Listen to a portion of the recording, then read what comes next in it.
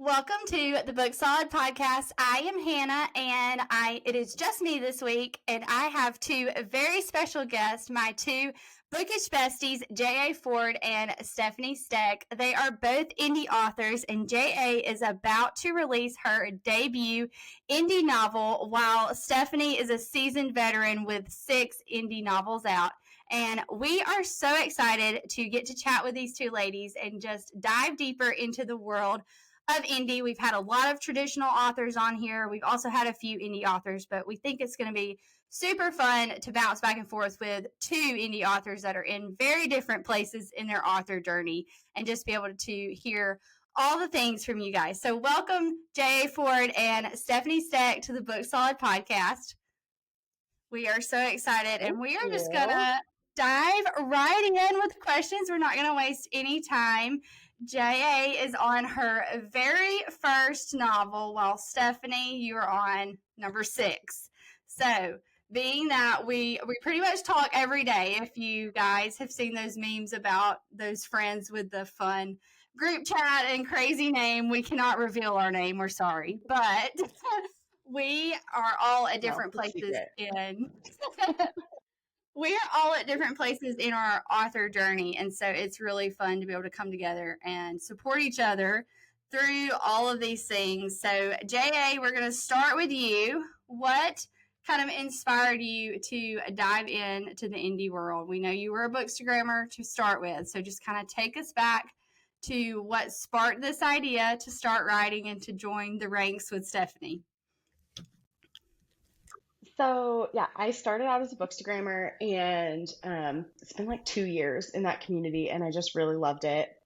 And probably like 6 months or so in, I met Hannah, and we started talking. And she was writing a book at the time and asked me to beta read, and so I did, and it was so much fun. And it was just this whole introduction to a very different world, a very different, just everything, like something I'd never experienced before, and was just like, wow, this is really neat. And like, so I started beta reading for other authors as well, and was like, I just really love being a part of like this part of the process, like the writing. Um, and then I just started thinking like, okay, well, maybe I want to write a book. Like maybe there's a story here that I want to write. And so I got a new computer for Christmas one year. Like my husband got me a new computer, and I just like started writing. And I've kind of taken some breaks since, just during different seasons and things like that. But yeah, it was just really being inspired by other authors in like the bookstagram sphere, and kind of getting to know, especially indie authors, as I like started ARC reading more and then beta reading and stuff, kind of getting into that experience and being like, this is a really neat place that I never knew existed. Like my understanding of publishing was all traditional. And so to see like that indie side of stuff was just really, really interesting, and was like, I could maybe do this. And I've just loved it. Like I've loved the whole process. I've loved the people. Like I could not do it without all of the other people, like Hannah and Stefanie, like the other indies that have come before me and who have answered 8 million questions in their DMs when I'm like, how do I do this? How do I like, I mean, I don't know what I would do without them. But yeah, it was just really a God thing of like coming into these relationships with people and being able to see like, this is something that I really want to do. So yeah. I love to hear it. I love it. And I love that so many, we hear from so many bookstagrammers that are like, bookstagram is what sparked that idea and thing. And I think I was pretty much the same way. I didn't think any of it was attainable. And then, like you said, I kind of got started on bookstagram and was like, there are people out here doing this themselves. And initially, indie was the goal, indie was the path. So yeah, that I love to hear that. So Stefanie, we would love to hear kind of where you began and how it started for you, because you've been doing this a little bit longer than we have. Because I've only been like a published author for 2 years. So, but I've always wanted to write. My first like actual story that I ever wrote was when I was like 8 years old. And it was about a girl who wanted her brother to come home for Christmas. I know, very riveting. But it's like, that was my spark to write. Yeah. And I've always written stories since then. It's always been short stories. I've always had a notebook with me. I always was writing. I wrote my first like full-length novel in high school, which will never, ever, ever see the light of day. It's hidden somewhere deep in my computer. Come on now. It's vampires. If you guys really want it, it's vampires. But We need it. We need it. No, we don't. But so we after we got married, life changed, and I like didn't have time to sit down and write, but the stories were always with me. And after we like got married, I had the idea for Elowen, and it was legit with me for about 10, 11 years before we bought our house. And I just never thought I was good enough to query an agent. I never knew the process. I just liked to have this story in my head. And then I met Jo Snyder, or Carly Stratford. Found out she was an indie author, and I didn't know that was a thing. I didn't know you could self-publish books. And she encouraged me to write my story and get it out. And so it took me a month to write my first book, all because of Elowen. And then it took me months and months to rewrite and edit it. But in March, I hit that publish button, and I was like, all right, I'm done. I have no more books. Like, that's the only book I have. Nope. I guess not, because they just keep coming out. But it's just, I never thought that publishing them myself was an option. It wasn't until someone like pushed me to do it and gave me the confidence and the courage to do it was I able actually to get my story out on paper. If I hadn't met Jo, then I probably would have never, it would still be all up here. Like, it would never, ever, ever have been written out. If we didn't buy my house, I wouldn't have written the book. I love how, yeah, right. So that was, I love how just like one person, that's like all it takes. Yep. Yeah. Exactly. Yeah. Like, you just need that one person who can be like, this until is the thing. after my first book was published. Because I published it, and then I was like, wait, how am I supposed to get the word out now? Like, what am I supposed to do? And that's when I was like, I think I'll start an Instagram. I didn't know Bookstagram was real until I was like, oh my gosh, there's other people obsessed about reading just like I am on Instagram. Yes. Yeah. You sound like me, because I legit thought when I posted that first picture of like Amazon haul that I had done, I was like, I literally told myself, I remember I was standing on my front porch and I snapped like this it's awful, worst picture I've ever taken of the stack of books out of the Amazon box on my front porch. And I was like, I am about to start a new thing. I am going to start Bookstagram. And then I get on there and I was like, I am not the first. I told my husband, I was like, this, like I'd been blogging and mommy blogging and ministry blogging and all this different things and working in social media for a long time. And I told my husband to sit on the porch. I was like, this is going to be the thing. This is going to be it. I'm going to start this and it's just going to blow up. And sure enough, I was not alone. Everybody was doing it.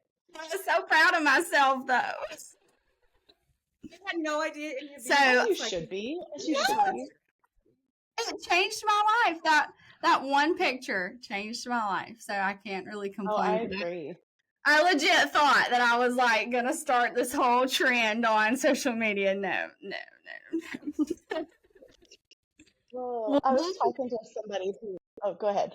No, go ahead. I was gonna say, I was talking to another bookstagrammer. She was like, I've been doing this for like 7 years, and I was like, holy cow, how has Bookstagram been around for that long?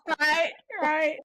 Yeah. It's weird to even think that I've been on there since, I think it was 2020, well, 2022, maybe. It may have been 2021. I don't know. I haven't even kept up because I deleted all those first pictures. But it's weird to even think that it's been as long as it has been. And it's just, wow. It's wild. So that kind of leads into my question. Then we asked this on our our Instagram for the podcast last week, because Devin Daniels talked a lot about it in her episode. Is what do you guys think how important do you think social media plays into the sales of your book or landing that traditional deal? We know that and for some indie authors, traditional is not not a goal, and that is amazing to me too. But how important do you think, from an indie perspective, that social media plays into your goals for book sales, or maybe landing that agent or things like that? How important is that social media platform? I think it's You go first, Steph. I think it's very important. As much as I hate to admit it, I think that Bookstagram for indie authors, or even Book Talk, is needed, because how else are you going to promote your books? How else are you going to get your name out there? There are other resources, like Ingram puts your books wide, and so you can go to bookstores and be like, hey, this is my book, can I do a signing? But then you have to literally present yourself with the book, and for someone as socially awkward as me, it's hard to do that. But having social media allows it to be easier, I guess. And you build a sense of community. You have people who you find that truly want to support you, like Jesse, like Hannah, like Courtney, like all these other people that I've met, people on my street team. They're just absolutely amazing. And without them, I don't know what I would have done to get my name out there. And I really think that social media you need it when you're an indie author. You need to be consistent with it. That's my take. That's my opinion. I definitely agree. Like, I think it's definitely more important than I would have. Yeah. Sorry. I mean, I think it's definitely more important than I thought it was, like, originally. And like in the author, I'm like, oh darn, I have to market this book. Like, it's not just writing a book. Like, I have to do all the other things. And I mean, so far, like, I've had really good success with marketing things on Instagram, and like making those connections to people that then are willing to help you promote your book and help you get it out there and stuff. So has been super, super important. I know, like, I learned kind of from you, Hannah, that like you also have to take it off of social media, like with your like doing like newsletters and things like that. Like, I didn't have a newsletter until like we talked about it. And but you see authors that like lose their platform for whatever reason. Something happens with social media, or like something goes awry and they lose their platform and they lose their followers or whatever happens. And so like having those other modes is, I think, really important too. But I mean, just so much marketing happens through social media, either through like your just organic like posting, or like being able to like run ads, because you know how people like they see ads on Instagram and Facebook and they just click on everything and buy it. Like, if they so like those things are so important. But I think having those, or like the other options on how you market, is really important too. In terms of like going from, I guess, indie to trad, like I've definitely seen people who have had agents that like reached out to them because they saw something on social media for them. So I know that like it definitely happens that way. But I would imagine that like for the majority of authors that go indie to trad, and again, this is my perspective as somebody who has not done this, but like from what I feel like I've seen, is like it's still working the system just like everybody else. Like, you're still applying for agents, you're still querying and putting out all of your stuff to them. So like, yes, there are those stories where it's like, oh, like, I saw you on social media and really like your vibe, like I want to be your agent. But I feel like that's definitely like the rare, like few, the rare case exception, versus like, so like if your goal is really to be like, I want to get an agent, I want to get a pub deal, like I don't think sitting around being like, I'm just going to rely on my social media to get me that is going to work. Like, it might work for a couple people, but I doubt that it's going to work for the majority of people, unless you go super, super viral, like. Right. Like, we don't know what those people who got the trad deals did to get the trad deals. Like, all you can do as an indie community is to celebrate them when they get their trad deal. Like, that's huge. And so, but we don't know what they were doing. I think the ones that we're seeing, exactly. And I think the ones that we are seeing on that were indie and have a book that came out, or multiple books that came out, I think that they also had that readership to back up their their platform, or not, they had that readership to back up themselves. So if an agent did stumble across their social media, then they had the readership to back up. And in my opinion, your readership is built through social media, especially as an indie author. And so that, to me, it is important. I think do what? It's the community. I think there's a lot out there that really argue, or yeah.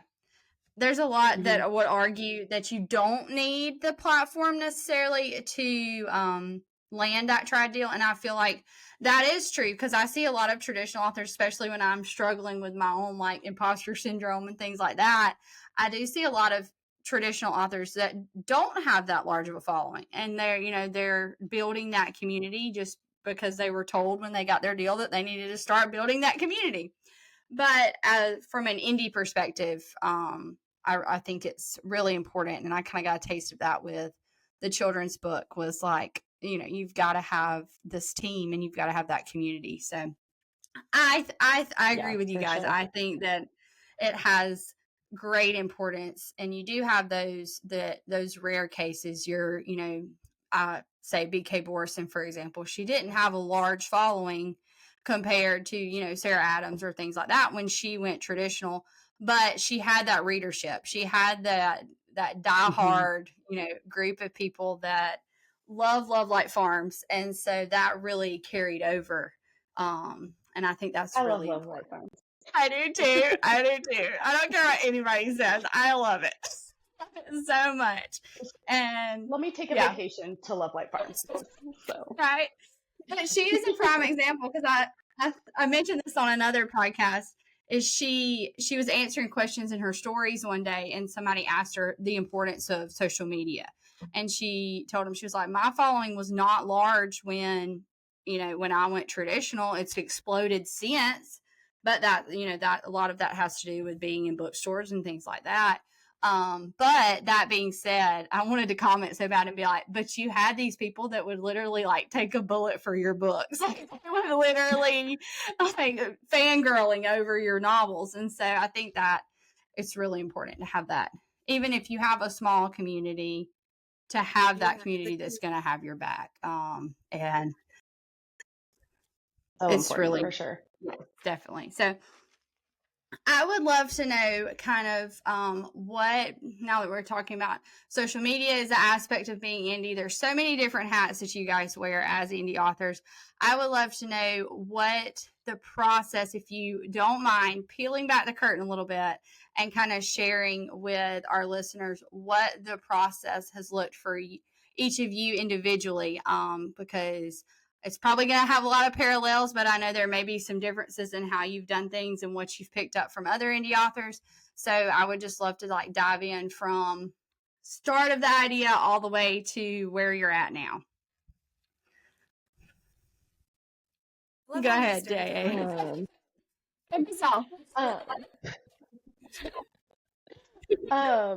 So I mean, it's funny with with the book On a Flight to Sydney, which is coming out in less than 3 weeks, which is crazy. It was kind of crazy because it was supposed to be the second book in, I started a different book first with different characters, and that was kind of my first foray into writing, and then I kind of got stuck. And honestly, I don't even remember how I fully got to where I did with what I wanted to write for Wes and Joss with On a Flight to Sydney. But once I got started with them, it just felt supernatural. I just had this really good feeling for them. But I had no pressure on myself on that book. Writing it was so, because I was I may never put this in the world. No one may ever see this. So I can just go. So yeah. I 100% was a pantser. So you have your plotters and you have your pantsers. I am a pantser. I just want to throw words on the page and hope it works out. So that the whole first draft of On a Flight to Sydney was just me throwing words at my computer. I did NaNoWriMo this last November and spent the whole month where I was like, I just have to write every day. And I think I started November, I had like 15,000 words, like when I started. And I ended November with 85,000 words in a finished manuscript and was like, oh, well, okay, like I have a book. What do I do with it now? Like, do I do Yeah. something or do I not? Like, I have to and my intercede real husband was like, quick. I yeah, just love NaNoWriMo because I always think about it and I'm like, it's not any different than any other month, but I don't know, November 1st hits and we're all like, let's write, let's do it. But then you think about it, you're like, you could literally do this any month here. But I yes, always look forward to November because I'm like, I'm gonna write a book. I'm gonna write a book with all these other yes. people. So Well, because it's just like it's having that like I have to go in and like log my words every day, yeah. which I still do that. And but it's just different. It's so funny. But so I like ended November with this manuscript and my husband was like, "Well, I mean, you wrote a book, you should probably do something with that." And I was like, "Okay." Like my So husband. like that was yeah, I love him. He's been such a huge supporter, which it's been amazing that he has been so supportive. And yeah, so I like and I was kind of at this point where I was like, if I don't reach out to the cover artist I want and like the editor that I want, like they're not going to have time to fit me Mhm. in if I don't like reach out now. So I need to decide if I'm going to do this. And I was like, okay, I'm going to do it. And so I like beginning of December, I hired a cover artist and I hired an editor and I was like, all right, well, here we go. And and as I say, the rest is history. But I mean, in that time frame, it's been revisions and beta readers and revisions and edits and revisions and revisions Mhm. and revisions.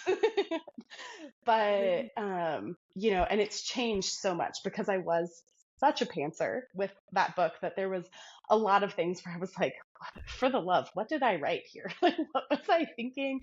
So there was having to go back a lot. And adjust things and like make things more solid plot wise and stuff. But I mean, really, it felt really easy because I didn't have any pressure on it. It was just like this, I'm going to write every day for a month and see what happens. And I did. And it was like, oh, shoot, like this worked. Cool. Okay. Um, I will say it's a little bit different with the second book. That's been a whole other thing, Yeah. but I'll let Stephanie talk about her process a little bit. Second book syndrome, it's real. So Yeah. I'll just say that. I'll tell you, seventh book Mhm. syndrome is real too. So I'm a little the same with Eloise. It was literally no Never pressure. ends. It never ever ends. But with Eloise, I had no pressure either. It was like I was getting it out. I was trying my hardest to just I pantsed it. I knew what was going to happen. I knew the ending. And then it was okay. Let's get an editor cover. I got a cheap. I'm not cheap, but I found like a pre-made cover. And then I was like, I'm done. No more stories. For me, like literally, the inspiration has to come from somewhere for me. Like it's a story. Lately, they just kind of are like evolving in my head, but I thought I was out of stories until I went to a certain town in Colorado, and I was like, I have to write a book about this little town. And then writing that book, I got another idea, and then another idea, another idea, and they just keep evolving. But like my process has also evolved. And so, like with somebody like me, my book coming out in September, I think that was my best process wise. So I'll start there. So the first thing I did was I actually contacted my cover artist because I knew I wanted her to do my covers, but I also knew she was booking out. So literally, How far out are you guys? How far out did you contact? I contacted her when Under the Marble Sky came out. So October of 2022, I contacted her. And I was like, listen, I don't have a story yet because I already had the covers for the Moment series. I was like, I don't have a story yet, but I know something's coming. I know I want you to do the cover for me. And then she's like, all right, when do you want to do it? And I'm like, I don't know. And she's like, how about 2024? I'm like, all right, let's book it, 2024. I had no story. And so I knew she was doing the cover. And then I knew I had to have some kind of story. So once the Moment series was done, I had finally entered my cowboy era. And I knew the name and I knew it was going to be Cowboys. And I know. And so had to find the inspiration for his story. Like, I knew he was going to be a cowboy. I knew he was doing tie-down roping. I just didn't know the story there. And then I heard a song, because for me, songs are a big part of it.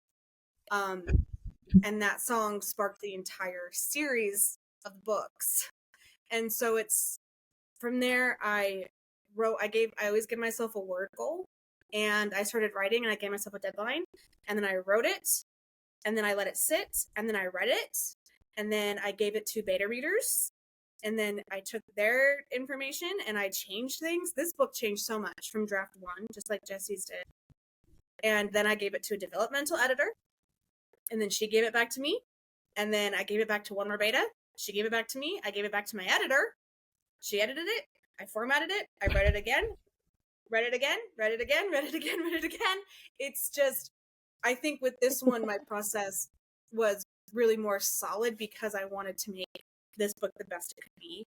Whereas I love my other books, but I did this editor release.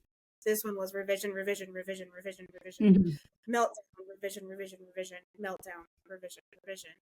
And that's how I'm going into book. But like Jesse said, like second book syndrome really you need hits some of those meltdowns in the middle. You have to schedule them out or they won't work. But like as Jesse said, like second book syndrome is real.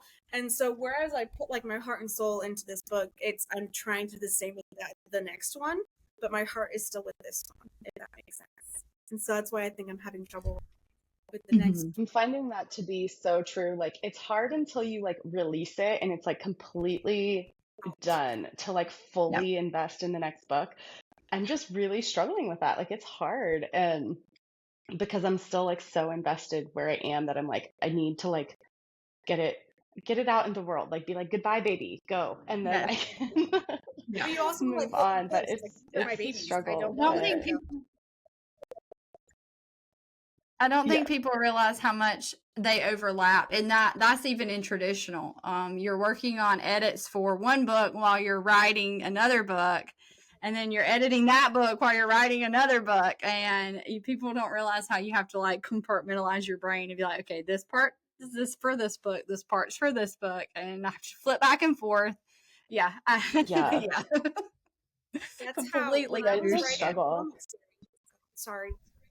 When I was writing the Moment series, I typed the end on that right moment, and then I instantly started writing that next moment.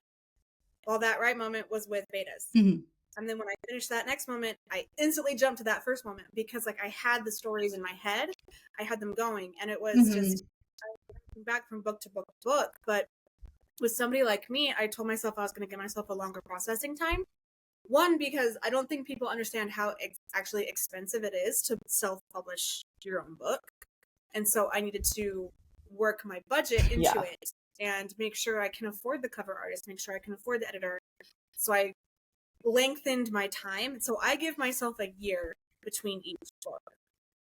So it's hard because I want to wrap. That's a good timeline, though. That's stories, but I think a year is my sweet spot. So plus it lets me hold on. Yeah, I kind of wish I could have that. I really wish I could have that a little bit right now, and I'm like, well, we're gonna see how this plays out. But it's a little bit difficult with like. I probably would have preferred like a year because I think it took me about 9-ish months, like timeline wise with this book. And I'm trying to get the next one out a little bit sooner than that because I have a seasonal component. Like the next book, just as like a teaser, takes place in winter time. So I mean, like it's not Christmas, it's not holiday, but it's like December to April. So like winter, spring. But you know, people like to read those kinds of books in the winter. Yeah. So it puts a little bit more pressure on the process to try and get it done to where it can release in the winter when people want to read it, which is a little harder. But I'm trying to just kind of let go of some of that pressure. And if I have to make adjustments on the timeline, I'll make adjustments on my timeline. But And then I'm also like, I just need to get this first book out because that's the priority right now. Yes. But that's like the benefit of being indie. I is would you love can't- to talk about. Sorry. Yeah. Yeah, that is a good thing for sure. Because that's one thing I'm struggling with traditional is I'm like, the timeline is not in my control, and that like no matter how Mhm. fast I get the book done, no matter how quickly I get it to them, it's still not going to change my timeline. And so that's something that I've had to like let go of a little bit, and that's the struggle. Yeah. Yeah, it's a struggle. There's Yeah. ups and downs. There's positives and pros and cons to both sides, I feel like. And I feel like so many people Mhm. forget that when they see these big deals happening on Bookstagram and things like that. And it's really easy to think the grass is greener on the other side. And there's definitely benefits to trad, but I feel like some people are like, indie's my sweet spot. I'm good. Like this is good. So I would love to know, as far as your coming up with your concepts and things like that. I've been talking to some different authors, and I saw a thread about this too. Is do you start with the character? Do you start with a setting? What is kind of your initial spark for what you're gonna build your story around? I start with a name. You go first. I'm sorry. I think there's a lag with me. The name so of I the don't person? Mean to, if I. It's okay. Yeah, we're good. We're good. We're good. Yes, I start with the name of the person. So, for example, with somebody like me, naming my male main character is always easier than naming my female main character. And everybody and their dog knows the boys that are I'm so much Thomas easier. Rhett. Right? So everybody and their dog knows that I'm a huge Thomas Rhett fan, and so I knew I had to have a character named Rhett. I just knew I had to have one somewhere. And then I went to a rodeo and I saw the tie-down ropers, and I was like, there he is, there's Rhett. And so getting the name. We love him, people. Getting the name, and then I pair him with the girl. And then I always get their backstories before their story begins. Like, I want to know them before I know them as a couple. So I knew Rhett before I knew Rhett and Kyla. And then everything evolves from there. The storyline, the plot line, everything goes from there. Once I have the names of the people. That's where I start. What about you? For me, I feel like at least for this series, it's more the setting. So like when I originally like wrote kind of the first story that will be sort of the second story, it's very different. Same characters, but different. The setting was a big part, and then obviously like the book that's coming out, On a Flight to Sydney, takes place in Sydney, and so the location there was a big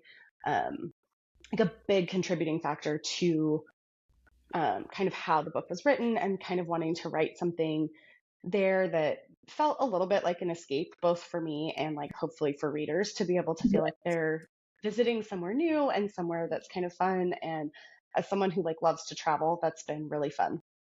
So the books that are going to be taking place like in this series all take place in kind of a like just really cool setting. And so that was a big piece. And then for this book, it was kind of just like this initial picture, I guess, for me of kind of what their initial meeting was going to look like. So they meet in the very first chapter, and kind of having that was kind of the initial like picture that I had for them of how things were going to progress. But I feel like it was just very much a like, who do I think I want this guy to be? Who do I want her to be? I knew they were both going to be surfers, and so that was, a big piece of it. And I don't know that I ever had like a very super specific like idea of like their whole backstories and stuff ahead of time. Like with Wes, I had a little bit more because he was originally a side character in the very first book that I wrote. And so I had more on him because I knew who he was. I knew that he was going to be a fighter pilot in the Navy, and then that turned into an ex-fighter pilot in the Navy. It was a whole thing. But so, I had more idea on him. Joss really just came to me, and like her story really just developed as I wrote, because again, pantser. So like a lot of her past trauma and her background and stuff just really came as I wrote it in, and then I had to kind of go back in and like really fill in those gaps to create who she really was and like where that was going. But Wes, I definitely had more of a picture of, just because I already had some backstory on him. Um, but for me, it's really the settings for this series, at least, that is kind of driving each story a little bit more. So I love the settings too. I feel like on a flight to Sydney, it's so much fun. I think for me, it's more the concept, and then I build the characters that like fit that scenario, I guess you would say. So mhm. I feel like I can probably say this. I'm big on like quirky characters, and so I really like to think about No, you would but never. no, not me. Yeah, never, never. But I like have these situations, and then I have to think about like, okay, who would get themselves into this kind of predicament? And I love starting there and then kind of building from there, and like what the setting is going to be based on what kind of situation they're in and things like that. So I love that we all three kind of start in different places as far as what's swirling around in our head. Um, but I do have to ask, I feel like I probably know this from our group chat, but for our listeners, have you been to Sydney, Australia? I have been. I studied abroad there in college. I spent 5, 6 weeks in Australia, like in their summer, our winter. I went to the University of Delaware, and they do like these summer, or I guess for us they were winter sessions, and they would do a Mhm. lot of study abroad for those. So I spent 5, 6 weeks in Australia, and like 3 of those were in Sydney. So, And I just loved it. It is such a cool city. It is so fun. There's so much to do. Now, given I was like 20 and was like, woohoo, this is yeah. amazing, because it's all like, yeah, like it was so fun, which it totally was. But I mean, I desperately want to go back as like a real grown up who can like But go and appreciate so much Yeah. more.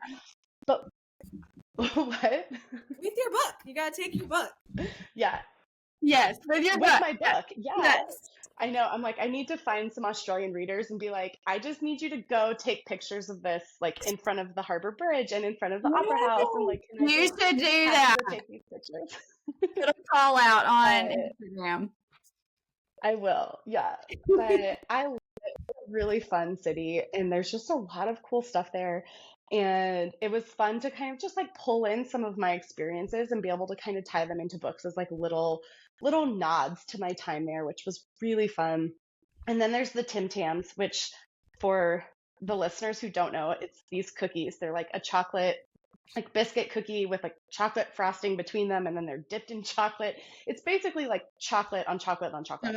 And they're in like an Australian staple, and you can't really find them very easily in the States. Like there's a few places, like regular grocery stores, that carry them, but they're not real easy to find in the States. Like I have taken to ordering them on Amazon, which makes for a very expensive cookie purchase.